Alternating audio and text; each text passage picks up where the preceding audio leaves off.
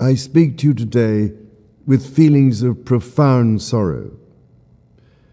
Throughout her life, Her Majesty the Queen, my beloved mother, was an inspiration, an example to me and to all my family.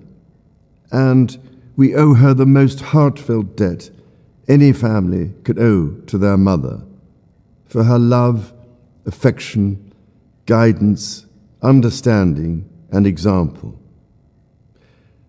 Queen Elizabeth was a life well lived, a promise with destiny kept, and she is mourned most deeply in her passing. That promise of lifelong service I renew to you all today. Alongside the personal grief that all my family are feeling, we also share with so many of you in the United Kingdom, in all the countries where the Queen was head of state, in the Commonwealth and across the world, a deep sense of gratitude for the more than 70 years in which my mother, as Queen, served the people of so many nations. In 1947, on her 21st birthday, she pledged in a broadcast from Cape Town to the Commonwealth to devote her life, whether it be short or long, to the service of her peoples. That was more than a promise. It was a profound personal commitment which defined her whole life. She made sacrifices for duty. Her dedication and devotion as sovereign never wavered, through times of change and progress, through times of joy and celebration, and through times of sadness and loss. In her life of service, we saw that abiding love of tradition, together with that fearless embrace of progress, which makes us great as nations. The affection, admiration, and respect she inspired became the hallmark of her reign. And as every member of my family can testify, she combined these qualities with warmth, humor, and an unerring ability always to see the best in people. I pay tribute to my mother's memory, and I honor her life of service. I know that her death brings great sadness to so many of you, and I share that sense of loss beyond measure with you all. When the Queen came to the throne, Britain and the world were still coping with the privations and aftermath of the Second World War, and still living by the conventions of earlier times. In the course of the last 70 years, we have seen our society become one of many cultures and many faiths. The institutions of the state have changed in turn. But through all changes and challenges, our nation and the wider family of realms, of whose talents, traditions, and achievements I am so inexpressibly proud, have prospered and flourished. Our values have remained and must remain constant. The role and the duties of monarchy also remain, as does the sovereign's particular relationship and responsibility towards the Church of England, the church in which my own faith is so deeply rooted.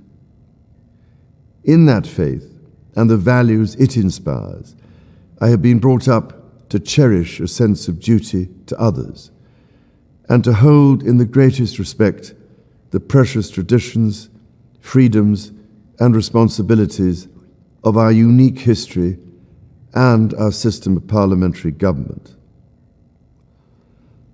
As the Queen herself did with such unswerving devotion, I too now solemnly pledge myself throughout the remaining time God grants me, to uphold the constitutional principles at the heart of our nation.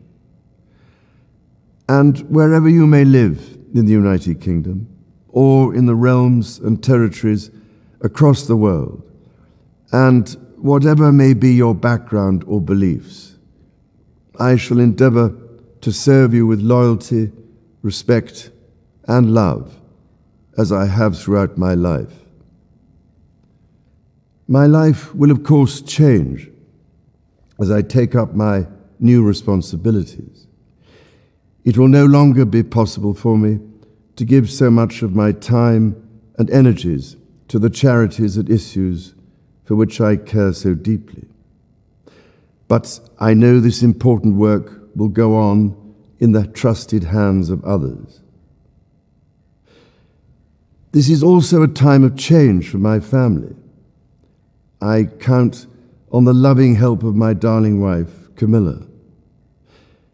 In recognition of her own loyal public service since our marriage 17 years ago, she becomes my Queen Consort.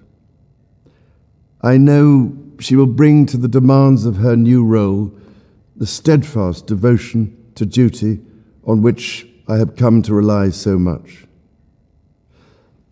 As my heir, William now assumes the Scottish titles which have meant so much to me. He succeeds me as Duke of Cornwall and takes on the responsibilities for the Duchy of Cornwall, which I have undertaken for more than 5 decades. Today, I am proud to create him Prince of Wales, Tywysog Cymru, the country whose title I have been so greatly privileged to bear during so much of my life and duty.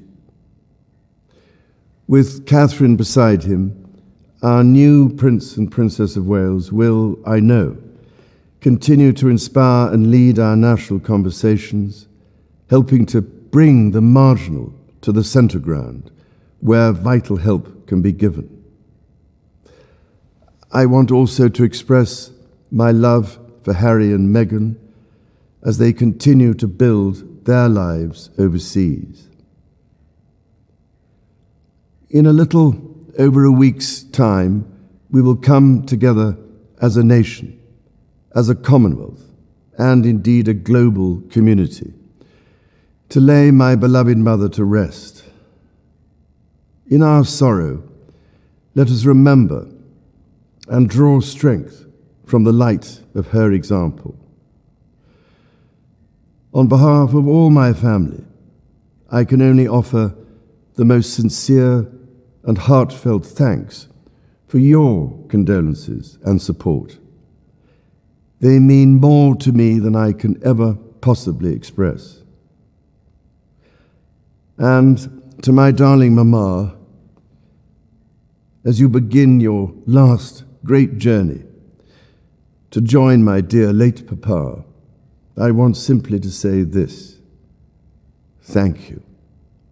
Thank you for your love and devotion to our family and to the family of nations you have served so diligently all these years. May flights of angels sing thee to thy rest.